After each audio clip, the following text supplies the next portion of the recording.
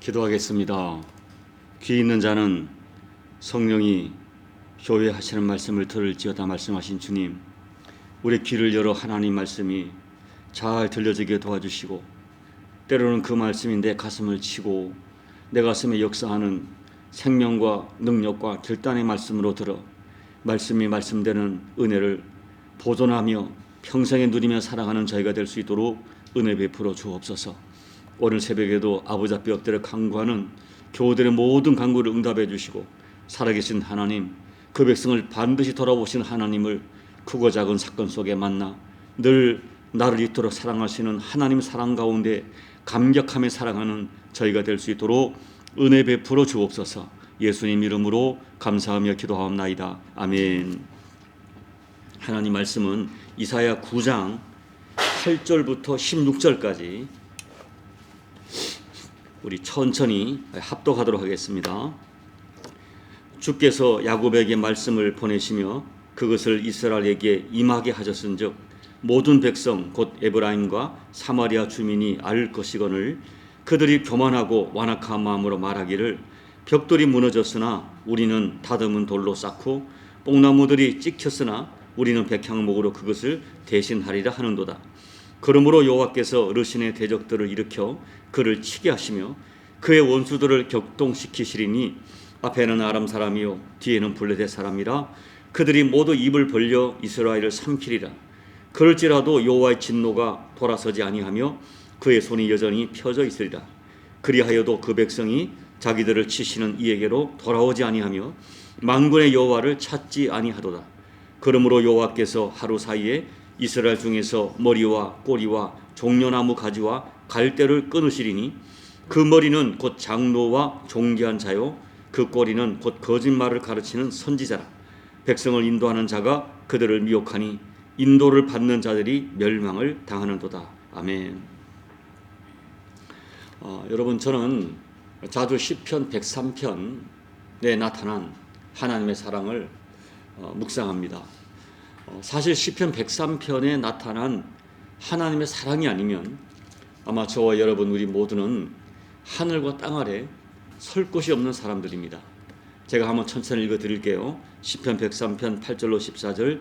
여호와는 긍휼이 많으시고 은혜로우시며 노하기를 더디하시고 인자하심이 풍부하시도다. 자주 경책하지 아니하시며 노를 영원히 품지 아니하시리로다.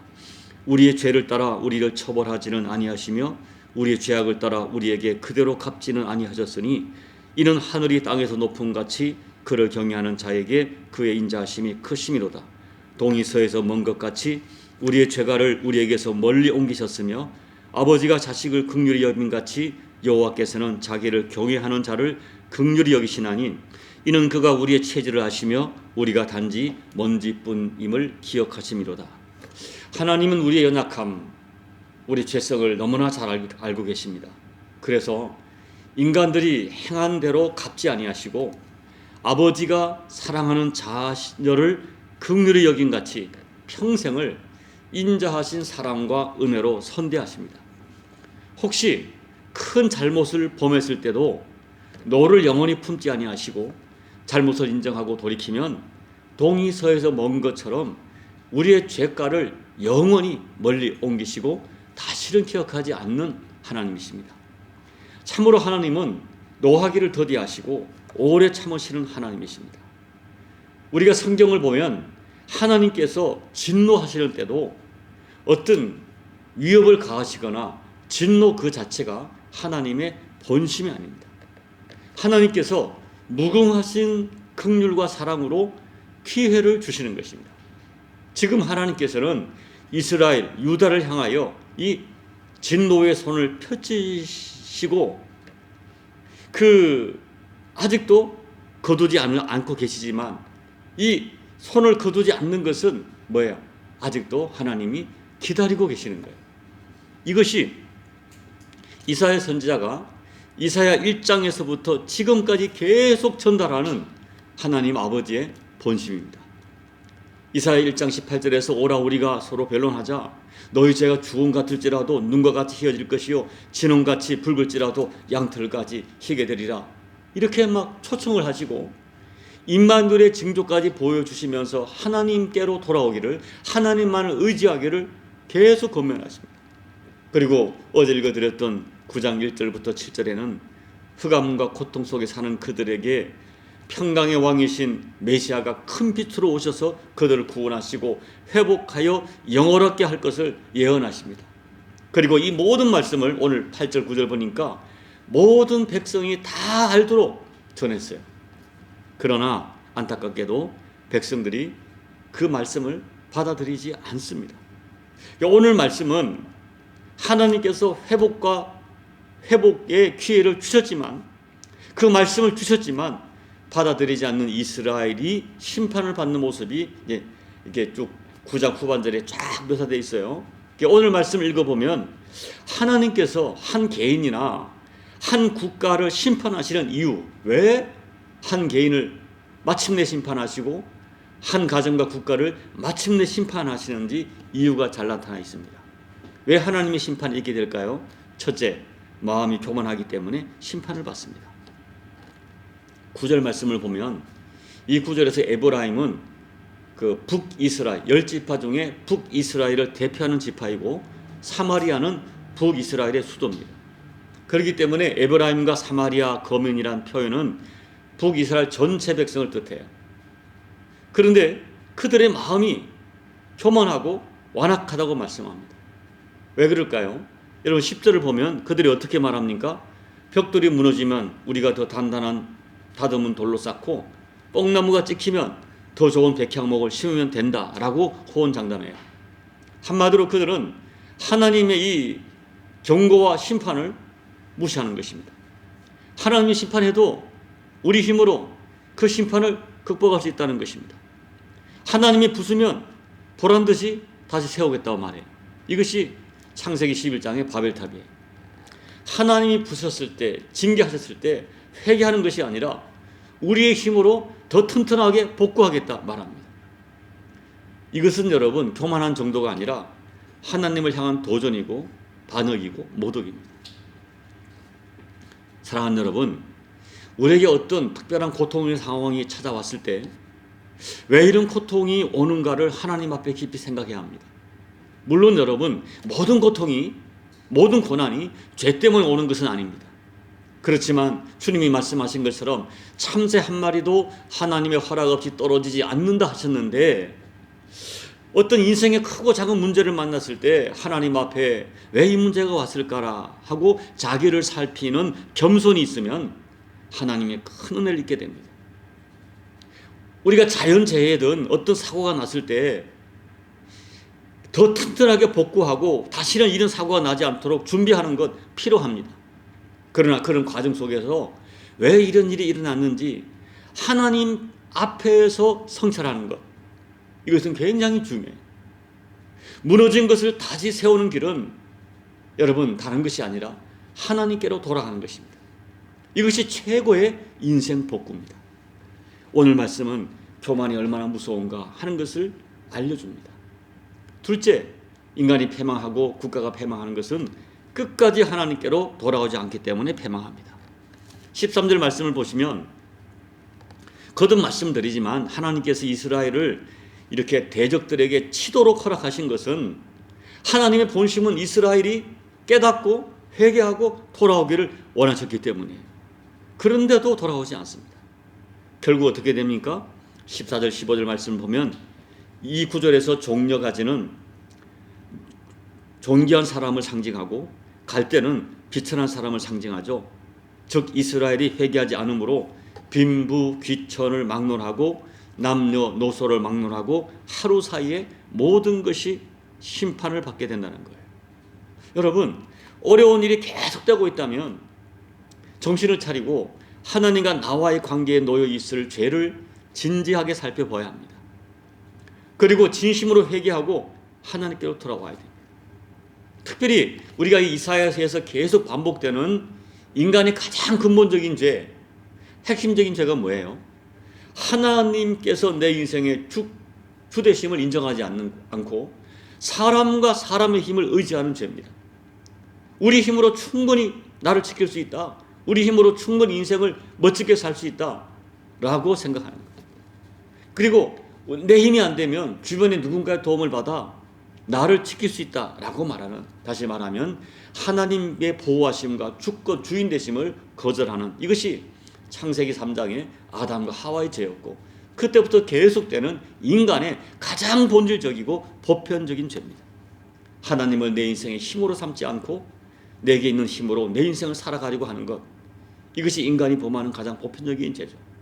더 나아가서 감사하지 못하는 것, 사랑하지 못하는 것, 남을 세우지 못한 것, 용서하지 못한 것, 누군가를 입으로 수없이 정죄하는 그런 수많은 언어의 죄, 주께 받은 은혜가 많은데 그 은혜에 성숙하게 반응하지 못하는 죄, 이런 것들을 회개하는 것입니다. 우리가 진심으로 회개하면 급격한 상황의 반전이 나타납니다. 회개가 회복으로 가는 지름길이에요. 세 번째, 이 이스라엘과 유다가 망한 것은 영적 지도자들의 타락과 거짓 메시지 때문입니다. 여러분 14절을 보면, 이러므로 여호와께서 하루 사이에 이스라엘 중에서 머리와 꼬리며 종려 가지와 갈대를 끊으시리니라고 합니다. 그리고 15절 말씀에서 해석을 해주세요. 머리는 장로와 존귀한 자고 꼬리는 선지자들이다 가르쳐줍니다. 이스라엘은 머리부터 꼬리까지 완전히 썩었습니다. 특별히 이 선지자는 원래 위치가 백성들 앞에서 인도하는 머리 역할이었던 사람이 있지만, 언제부턴가 사람들의 비유를 맞추며 거짓말을 가르치는 꼬리가 되고 말았어요. 이것이 어떤 모습이냐? 성경을 보면 정확히 나와 있어요. 당시의 대부분의 선지자들, 하나님의 계시를 그대로 전하지 않고 왕이나 또 귀족들이나 이런 백성들의 눈치를 보면서 그들이 싫어하고 그들에게 부담이 되고 그들에게 걸림이 되는 메시지는 전하지 않았어요. 그리고 그들이 좋아할 말, 그것을 하나님 말씀이라고 전하는 것입니다. 우리에게 성전이 있으니까, 우리가 예배를 드리니까, 우리가 기도를 하니까 하나님 우리를 평안하게 하실 것이다. 우리는 결코 망하지 않는다. 뭐 이런 설교를 계속 전하는 거예요. 하나님께서 분명히 주신 메시지는 심판과 회개입니다. 그런데 선지자들은 복과 평안을 계속 말하는 거예요. 이것은 명백한 거짓말입니다. 저는 설교자로서 두려울 때가 있어요. 만약 오늘날 설교자들이 교인들이 싫어하는 말은 설교하지 않고 교인들이 좋아하는 말만을 설교하지 않을까 두렵습니다. 또한 우리 교인들은 목사가 자기들에게 부담되는 설교를 하면 싫어합니다. 그리고 은혜가 없다, 시비를 걸고, 심지어 어떤 사람은 뭐 별로 배움이 없어서 지식이 없다 이렇게 말하면서 시비를 거는 일이 있을까 두려워요. 그런데 그런 일이 일어납니다. 여러분, 성경이 말하는 교만의 최고복은 하나님 말씀을 내가 내 마음대로 취사 선택하는 거예요. 내 마음에 안 들면 내치고 내 마음에 들면 선택하는, 이것이 교만의 최고복입니다. 그리고 하나님의 말씀을 취사 선택하는 것은 성도가 반드시 피해야 되는, 하나님을 조롱하는 정말 무서운 죄입니다. 이제 말씀을 정리합니다. 18절 이하에서 하나님이 이렇게 말씀하세요. 지금 이스라엘의 상황이 찔레와 가시나무 숲 같다고 하십니다. 거기에 불똥이 튀면 순식간에 불이 붙고 숲을 전체가 다 타게 된다고 말씀합니다. 내 것이라고 움켜쥐고 내 것이라고 이렇게 보호하고 있는데 어느 날 걷잡을 수 없는 불이 번지게 되고 순식간에 다 태워지고 사라지게 될 것이다. 하나님의 도움을 거절하고 하나님의 손을 뿌리치고 하나님 대신에 선택했던 인간적인 모든 것이 언젠가 반드시 연기처럼 사라질 것이라고 경고합니다. 여러분, 안타까운 것은 예나 지금이나 죄의 모양이 똑같이 반복되어 나타납니다. 인간이 범하는 본질적인 죄는 내 인생에서 하나님의 주권을 인정하지 않는 거예요. 내가 내 힘으로 내 인생을 살겠고 내가 원하는 그것을 내가 성취하겠다고 말합니다. 그래서 교만한 세상은 하나님의 진노 아래 있어요. 그 진노에서 살아나는 것은 딱 한 가지입니다. 진짜 예수님을 내 인생의 주님으로 섬기는 거예요. 모든 일에 하나님의 주권을 인정하고 오직 주님만 의지하고 나가는 것입니다. 안타까운 것은 예수 믿는 우리들, 예수 믿는 교인 중에도 사실은 내가 예수 믿는 이유가, 하나님을 섬기는 이유가, 기도하는 이유가, 헌신하는 이유가 하나님이 인생의 목적이 아니라 하나님 자신이 영광을 받으실 분이기 때문에 영광을 드리는 것이 아니라 하나님께 무엇인가를 드려서 하나님을 설득하는, 결국 내 인생의 성취가 신앙의 목적인 사람이 있어요. 그리고 여전히 교회를, 예수를 믿는다 하지만 사실은 세상 사람과 동일하게 하나님을 내 인생의 힘으로 삼지 않고 내게 있는 것을 내 인생의 힘으로 삼고 살아가는 사람들이 교회 안에 있습니다. 오늘 말씀을 깊이 묵상하면서 한 가지 죄가 더 있어요. 내일 말씀을 드려요. 그것도 굉장히 중요한 죄.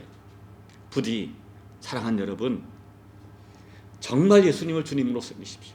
정말 하나님을 가장 친밀한 내 인생의 아버지, 그리고 나는 주님 없이는 살 수 없다, 정말 하나님의 은혜 없이는 살 수 없다는 이 고백이 여러분의 진심이 되시고 오직 주님만을 바라보며 이 시대에 소수일지라도 남은 자로 살아가시는 저와 여러분 꼭 되시기를 예수님 이름으로 축복합니다. 아멘. 우리 찬송가 315장을 찬양하겠습니다. 내 주 대신 주를 참 사랑하고 곧 그에게 죄를 다 고합니다. 큰 은혜를 주신 내 예수시니 이전보다 더욱 사랑합니다. 주 날 사랑하사 구하시려고 저 십자가 고난 당하셨도다. 그가 시관 쓰신 내 주 배우니 이전보다 더욱 사랑합니다. 내 평생에 힘쓸 그 큰 의무는 주 예수의 덕을 늘 기림이라. 숨질 때에까지 내 할 말씀은 이전보다 더욱 사랑합니다. 그 영광의 나라 나 들어가소. 그 풍성한 은혜 늘 감사하리.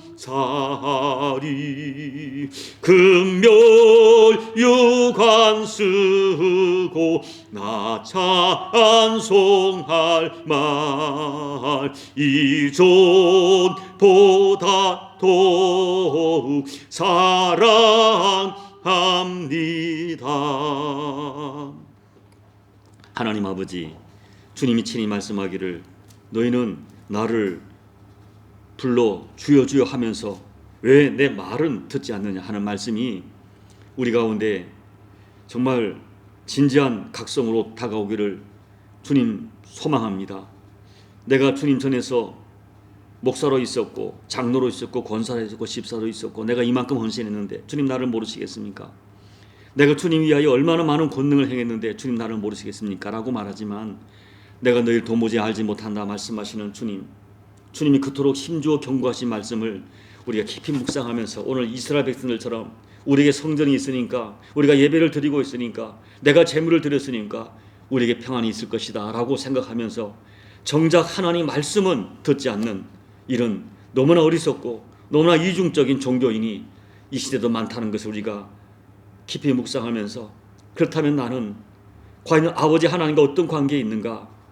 나는 주님의 말씀을 소중히 듣고 있는가? 그 말씀을 따라 좌하고 우하며 살고 있는가?